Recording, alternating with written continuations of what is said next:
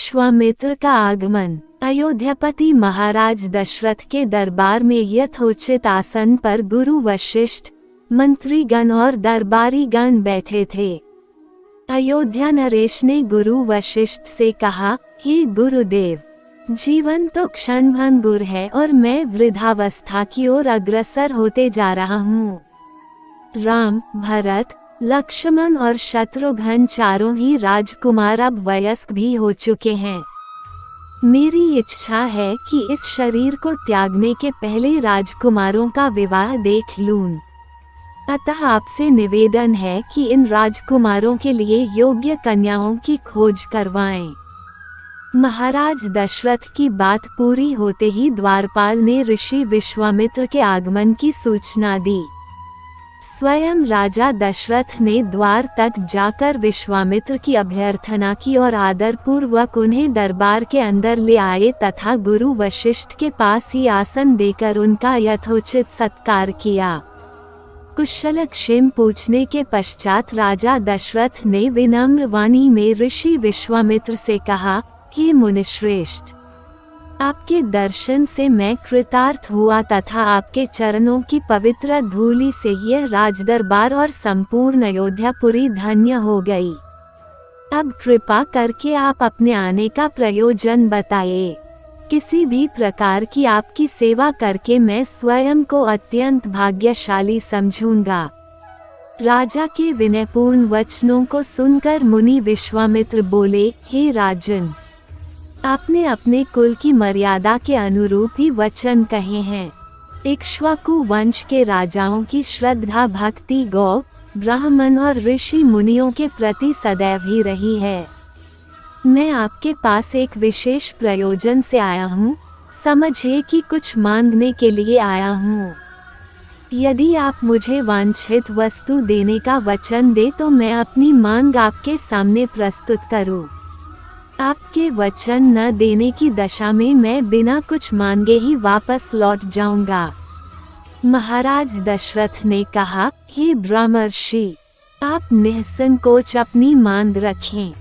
संपूर्ण विश्व जानता है कि रघुकुल के राजाओं का वचन ही उनकी प्रतिज्ञा होती है। आप मांग तो मैं अपना शीश काटकर भी आपके चरणों में रख सकता हूँ। उनके इन वचनों से आश्वस्त ऋषि विश्वामित्र बोले, राजन, मैं अपने आश्रम में एक यज्ञ कर रहा हूँ।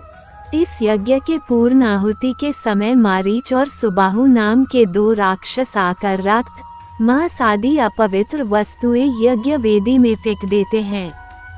इस प्रकार यज्ञ पूर्ण नहीं हो पाता। ऐसा वे अनेक बार कर चुके हैं। मैं उन्हें अपने तेज से श्राप देकर नष्ट भी नहीं कर सकता, क्योंकि यज्ञ करते समय क्रोध करना वर्जित है। मैं जानता हूँ कि आप मर्यादा का पालन करने वाले ऋषि मुनियों के हितैषी एवं प्रजावत्सल राजा हैं। मैं आपसे आपके ज्येष्ठ पुत्र राम को मांगने के लिए आया हूँ, ताकि वह मेरे साथ जाकर राक्षसों से मेरे यज्ञ की रक्षा कर सके और मेरा यज्ञानुष्ठान निर्विघ्न पूरा हो सके। मुझे पता है कि राम आसानी के साथ उन दोनों का संहार कर सकते हैं। अतः केवल 10 दिनों के लिए राम को मुझे दे दीजिए। कार्य पूर्ण होते ही मैं उन्हें सकुशल आपके पास वापस पहुंचा दूंगा। विश्वामित्र की बात सुनकर राजा दशरथ को अत्यंत विषाद हुआ। ऐसा लगने लगा कि अभी वे मूर्छित हो जाएंगे। फिर स्वयं को संभाल कर उन्होंने कहा, मुनिवर, राम अभी बालक है। राक्षसों का सामना करना उसके लिए संभव नहीं होगा। आपके यज्ञ की रक्षा करने के लिए मैं स्वयं ही जाने को तैयार हूँ। विश्वामित्र बोले, राजन, आप तनिक भी संदेह न करें कि राम उनका सामना नहीं कर सकते। मैंने अपने योग बल से उनकी शक्तियों का अनुमान लगा लिया है। आप निश्चिंत होकर राम को मेरे साथ भेज दीजिए। इस पर राजा दशरथ ने उत्तर दिया, हे मुनिश्रेष्ठ, राम ने अभी तक किसी राक्षस के माया प्रपंचों को नहीं देखा है और उसे इस प्रकार के युद्ध का अनुभव भी नहीं है। जब से उसने जन्म लिया है, मैंने उसे अपनी आंखों के सामने से कभी ओझल भी होने नहीं दिया है। उसके वियोग से मेरे प्राण निकल जावेंगे। आपसे विनय है कि कृपा करके मुझे ससैन्य चलने की आज्ञा दें। पुत्र मोह से ग्रसित होकर राजा दशरथ को अपनी प्रतिज्ञा से विचलित होते देख ऋषि विश्वामित्र आवेश में आ गए। उन्होंने कहा, राजन, मैं नहीं जानता था कि रघुकुल में अब प्रतिज्ञा पालन करने की परंपरा समाप्त हो गई है। यदि जानता होता तो मैं कदापि नहीं आता। लो, मैं अब चला जाता हूँ। बात समाप्त होते होते उनका मुख क्रोध से लाल हो गया।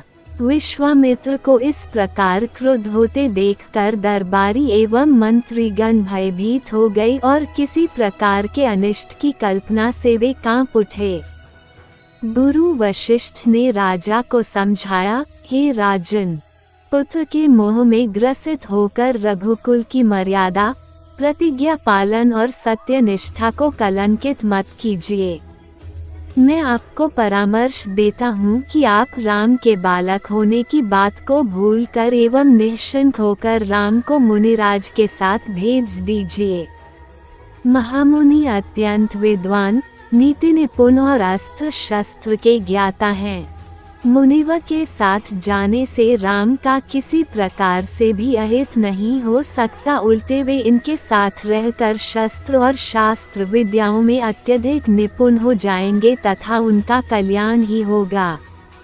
गुरु वशिष्ठ के वचनों से आश्वस्त होकर राजा दशरथ ने राम को बुला भेजा।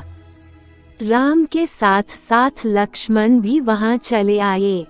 राजा दशरथ ने राम को ऋषि विश्वामित्र के साथ जाने की आज्ञा दी। पिता की आज्ञा शिरोधार्य करके राम के मुनिवर के साथ जाने के लिए तैयार हो जाने पर लक्ष्मण ने भी ऋषि विश्वामित्र से साथ चलने के लिए प्रार्थना की और अपने पिता से भी राम के साथ जाने के लिए अनुमति मांगी। अनुमति मिल जाने पर राम और लक्ष्मण सभी गुरुजनों से आशीर्वाद लेकर ऋषि विश्वामित्र के साथ चल पड़े।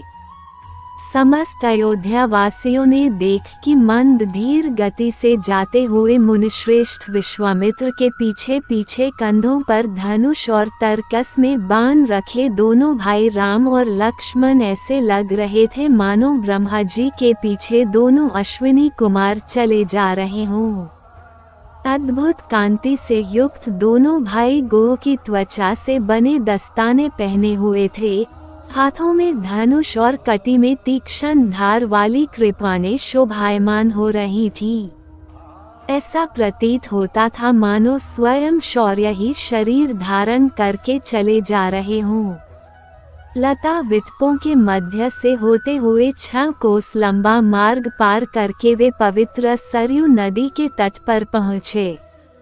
मुनि विश्वामित्र ने स्नेहयुक्त मधुर वाणी में कहा, हे वत्स, अब तुम लोग सरयू के पवित्र जल से आचमन स्नानादि करके अपनी थकान दूर कर लो, फिर मैं तुम्हें प्रशिक्षण दूंगा। सर्वप्रथम मैं तुम्हें बला और अतिबला नामक विद्याएं सिखाऊंगा।